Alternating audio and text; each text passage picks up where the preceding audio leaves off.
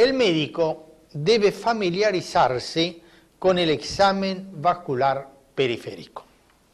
Basta para ello la semiología clásica, esto es, la inspección, la palpación, la auscultación y el interrogatorio. El interrogatorio recoge en primera instancia síntomas subjetivos como adormecimiento de las extremidades y dolor, y los antecedentes como el tabaquismo. El síntoma más importante es el dolor, que puede ser continuo o intermitente. El dolor es continuo y por ende también de reposo en las siguientes enfermedades. En la insuficiencia arterial aguda por embolia o trombosis. En la embolia interviene no solo la obstrucción, sino también el espasmo arterial agregado. A mayor espasmo, mayor dolor. Otro tipo de dolor continuo es el de la arteriopatía crónica avanzada, cuando el enfermo no llega a caminar ni una cuadra. Ello se debe a que en estos casos se ha agregado neuritis isquémica. Suele presentarse de noche al acostarse, pues la posición horizontal aumenta la isquemia. Por eso el enfermo lo alivia sentándose o caminando un poco o durmiéndose con las piernas fuera de la cama. Más adelante, ni así puede descansar y pasa la noche frotándose las piernas con el fin de aliviar el dolor. Por lo general, este dolor anuncia gangrena. También se presenta en la diabetes y la neuritis isquémica. En este caso, por lesión simpática, se agregan parestesias y trastornos sensitivos, termoalgésicos y táctiles. Y el miembro es pálido y cianótico, esto es, lívido. El dolor también es continuo en la isquemia crónica con ulceración o gangrena. Se llama dolor pretrófico. Los dolores de la tromboangiitis son más intensos que los de la ateroesclerosis. El dolor también es continuo en la tromboflebitis y la linfangitis. Se describen tres formas de dolor intermitente. La claudicación intermitente, que se presenta con el esfuerzo, el dolor que aparece con los cambios de la temperatura y el dolor que se presenta con los cambios de posición. La claudicación intermitente suele manifestarse durante la marcha y obliga al enfermo a detenerse. Después de unos minutos puede reanudar la marcha. La causa es la oclusión arterial por ateroesclerosis, tromboangiitis o displasia fibromuscular.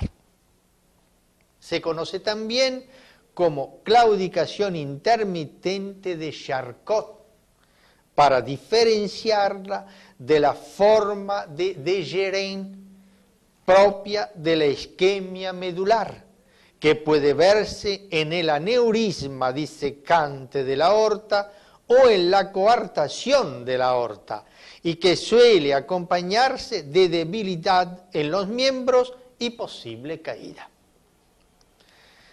Si el dolor es simétrico y se localiza simultáneamente en ambos miembros y se acompaña de impotencia sexual, se llama enfermedad de Leriche. Se debe a la obstrucción aortoilíaca.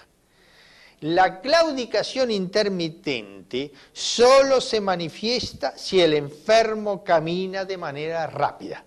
Por eso, nunca lo presente en su casa, donde el recorrido es corto y se desplaza normalmente. En oportunidades solo aparece al comienzo de la marcha y desaparece más adelante. Ello se debería a la presencia de sustancias vasodilatadoras. El dolor se localiza en el pie o en el tobillo si la obstrucción está en la arteria tibial anterior o posterior. En la pantorrilla si se obstruye la femoropoplitea. En la nalga y en todo el miembro si la obstrucción reside en la ilíaca primitiva. Si hay obstrucción de la arteria correspondiente, la claudicación se presenta también en los miembros superiores, pero solo en aquellos que utilizan mucho los brazos para trabajar. Por ejemplo, lustradores de muebles. Pero esta localización es muy rara. Otro tipo de dolor intermitente es el provocado por cambios de temperatura, tanto el frío como el calor. El dolor provocado por el frío es propio de la enfermedad de Raynaud. Esta enfermedad consta de accesos en sucesión rápida de palidez y cianosis que toma uno o más dedos, pero raramente el pulgar. Durante la palidez, por espasmo, hay sensación de dedo muerto y luego, al restablecerse la circulación, hay sensación de hormigueo o de pinchazos. Suele presentarse en mujeres después de los 20 años, es idiopática y no se acompaña de enfermedad arterial. En oportunidades acompaña a la esclerodermia y a la hipertensión pulmonar primitiva. Puede acompañarse a veces de pequeñas ulceraciones. A diferencia de la enfermedad, el síndrome de Raynaud muestra un cuadro parecido, pero se debe a enfermedad arterial, como la aterosclerosis o la tromboangiitis obliterante, y es más común en el hombre de edad media o avanzada. La otra enfermedad que se presenta con el frío es el eritema pernio o sabañones, que constan de pequeñas áreas de eritrocianosis localizadas en los dedos, en las piernas y en los pabellones auriculares. El dolor es provocado por el calor en la eritromelalgia o enfermedad de Weil-Mitchell. Las manos y los pies toman un color rojizo o rosado por vasodilatación, además están calientes y los pulsos son amplios y tensos. Suele acompañarse también de prurito. Se alivia con el frío y elevando los miembros. Es primitiva o secundaria a la hipertensión arterial, poliglobulia, gota y en la intoxicación por talio o por arsénico. Se diferencia de la eritrocianosis o eritromelia supramaleolar porque aquí la piel es fría y los pulsos son poco amplios y poco tensos. Es una combinación de colores rojo y azul. El color rojo, en este caso, se debe a la dilatación capilar, pues en el resto de los vasos el flujo está disminuido. Es idiopática en las mujeres jóvenes, algo obesas, y es secundaria a la aterosclerosis, la tromboangiitis y la enfermedad de Raynaud. Otra enfermedad es la acrocianosis. Acrocianosis quiere decir enfermedad de azul, es decir, las manos son frías, cianóticas y sudorosas.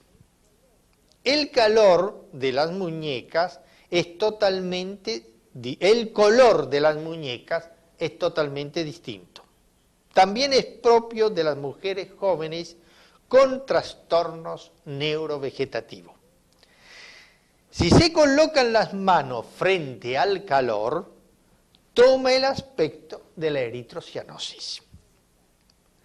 El frío por vasoespasmo suele provocar tanto en las extremidades como en el tronco un reticulado amoratado, y en el interior de esas mallas la piel es normal.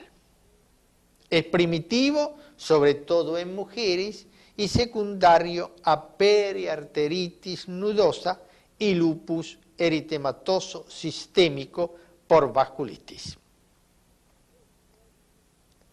El dolor por cambio de posición es propio de los procesos venosos como varices y tromboflebitis.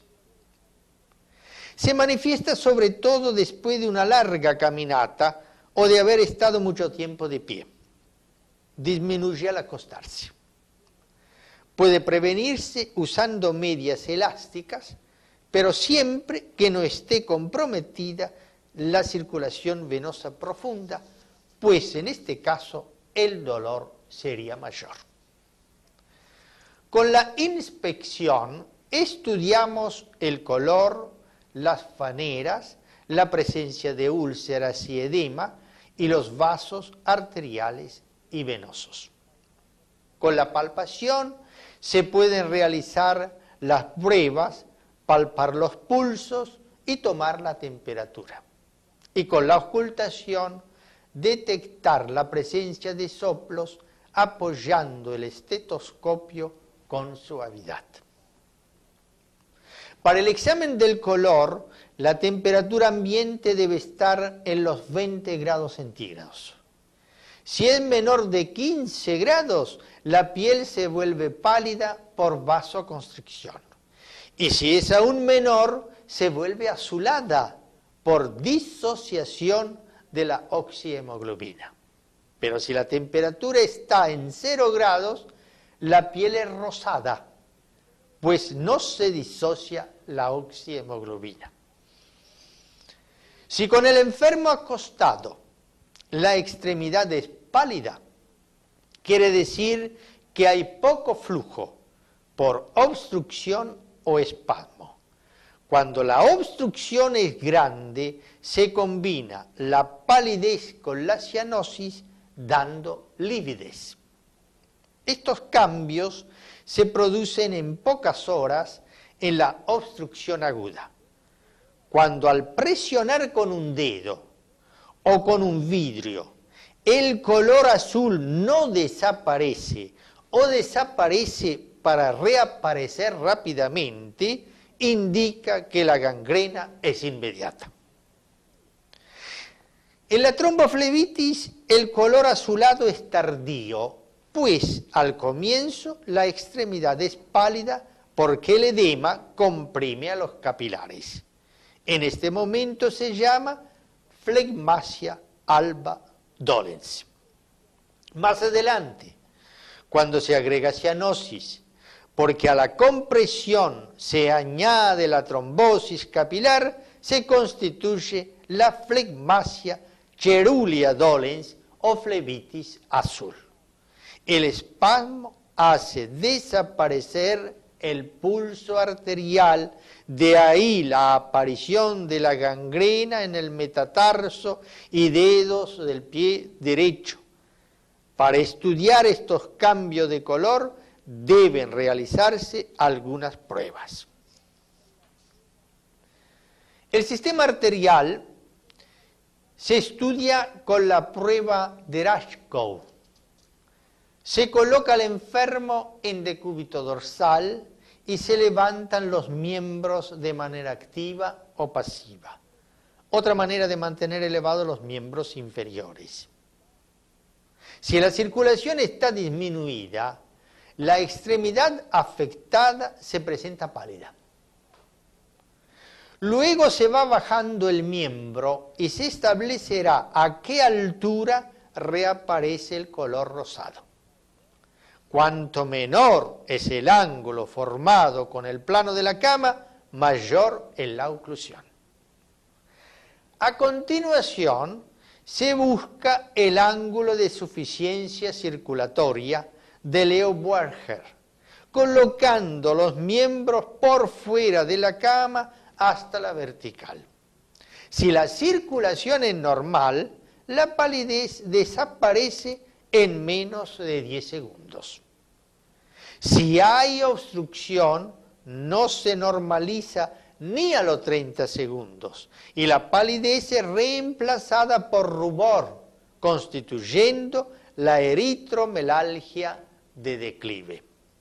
Concomitantemente se estudia también la represión venosa. Si la represión se realiza después de los 20 segundos, indica que la circulación arterial está comprometida. Si con estas maniobras no se produce palidez y se piensa que existe obstrucción arterial, se realizará la prueba de Wolfram.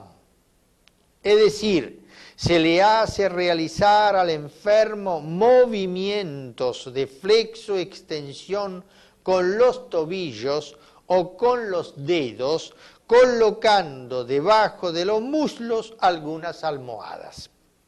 En este caso, si la prueba es positiva, no solo palidece, sino que se presenta dolor.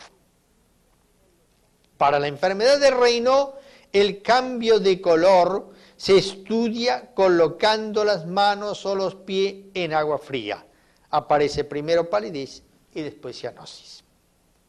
Para la eritromelalgia se colocan en agua caliente. Para los miembros superiores se usará la prueba de Allen para establecer si la arteria cubital o radial está obstruida. Se comprimen ambas arterias o una de ellas mientras el enfermo mantiene cerrado el puño. Luego se le invita a que baje el brazo y que abra la mano, mientras se sigue comprimiendo la radial, por ejemplo, y no la cubital. Para estudiar la radial se actúa al revés. Se sigue comprimiendo la radial. Si la circulación en la cubital es normal, la palidez desaparece al poco tiempo. Estas pruebas pueden realizarse también en los miembros inferiores, comprimiendo la pedia o la tibial posterior. La palidez se presenta en la planta del pie. En los miembros superiores se buscará también el síndrome cérvico-braquial. En el cuello existen desfiladeros o túneles o pasajes por donde pasan los paquetes vasculonerviosos, el plexo braquial y la arteria y vena subclavia.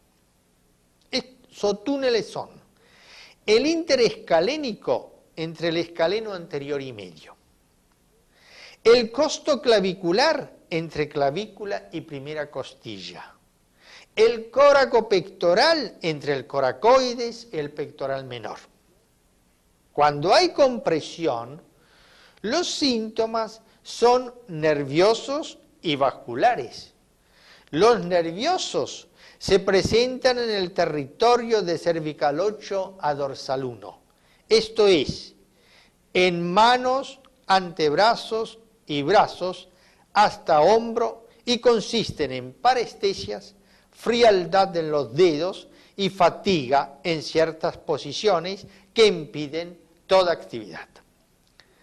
Por compresión venosa aparecen edema y turgencia venosa y eritrocianosis. Y por compresión arterial, soplos y claudicación intermitente al realizar cierta actividad. Este síndrome puede deberse a costilla cervical supernumeraria o a hipertrofia de la apófisis transversa de la séptima cervical. El pulso desaparece haciéndole extender los brazos y haciéndole rotar la cabeza hacia uno y otro lado. A la compresión costoclavicular, entre primera costilla y clavícula, se busca haciéndole elevar los hombros hacia adelante. A la hipertrofia del escaleno anterior se busca con la maniobra de Adson, enfermo sentado y erguido y con las manos sobre las rodillas.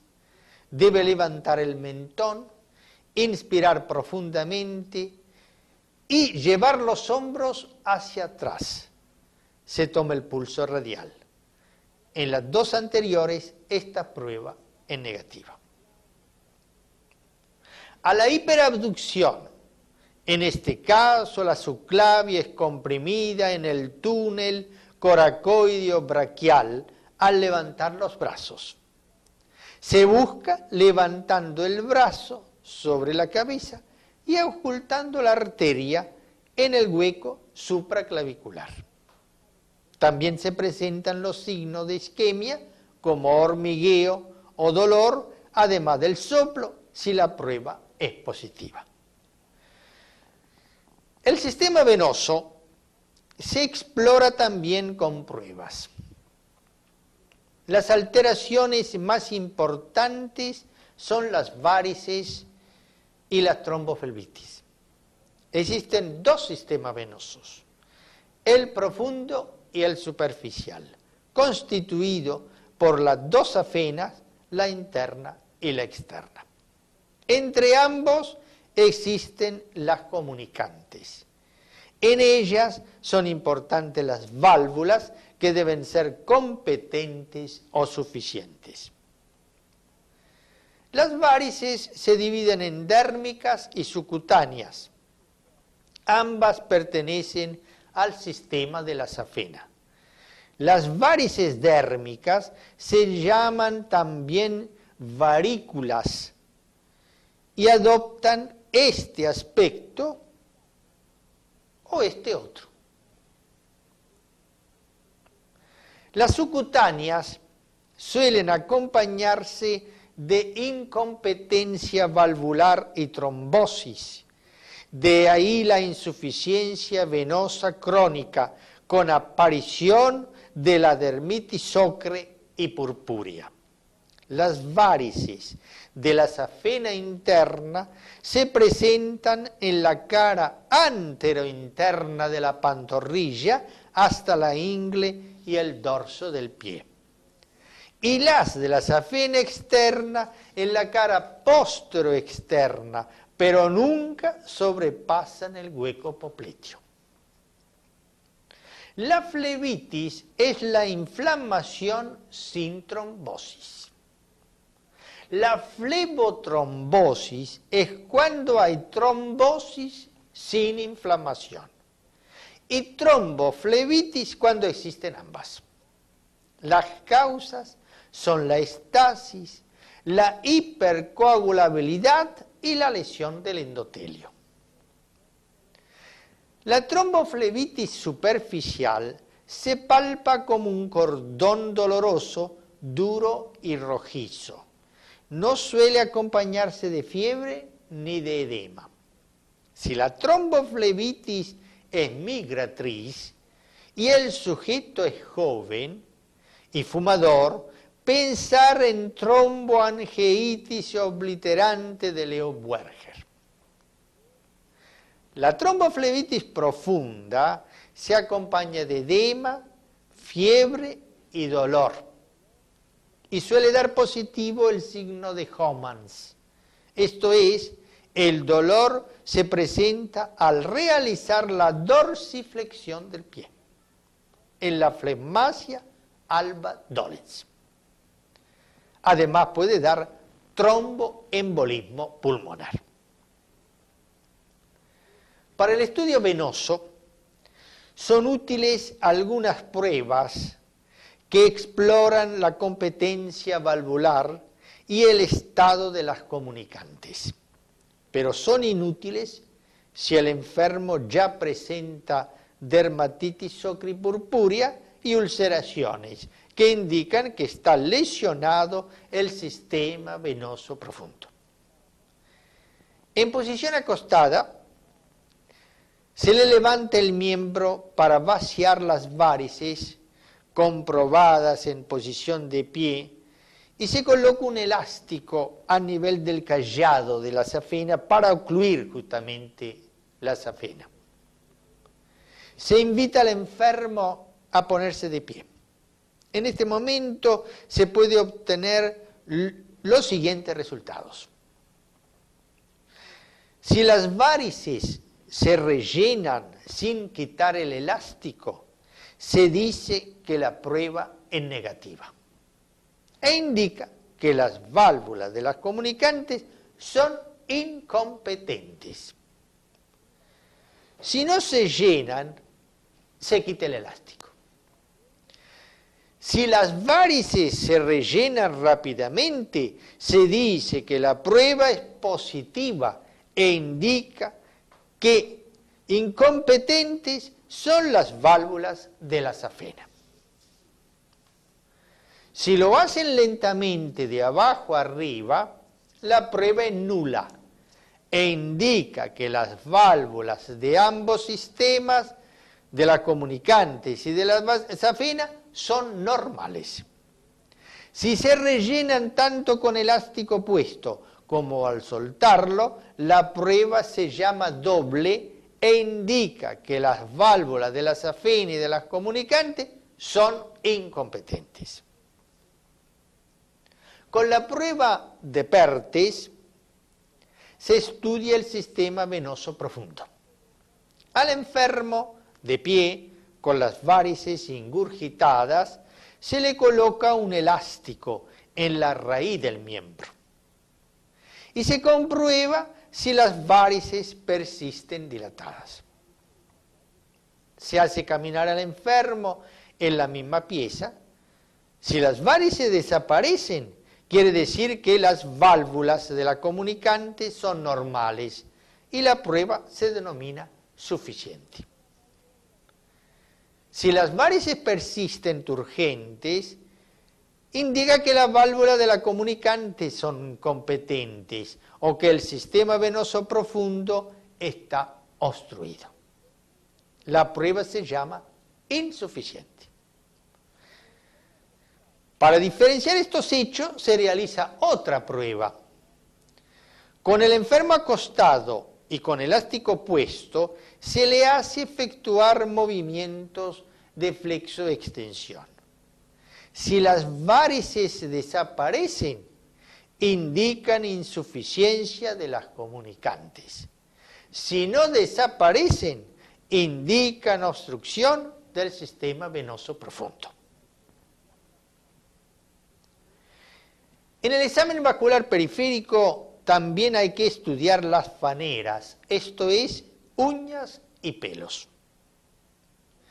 En la insuficiencia arterial crónica, las uñas se engruesan, presentan estrías y pierden el brillo. Y si se agrega micosis, se vuelven negras. A ello se agrega la pérdida de pelos en el dorso del pie y de los dedos. Aquí, en el segundo dedo, se ve la imagen de una paroniquia secundaria a estafilococcía o cándida albicans. La piel es atrófica y más delgada, disminuye la transpiración y se forman callosidades dolorosas en los puntos de apoyo.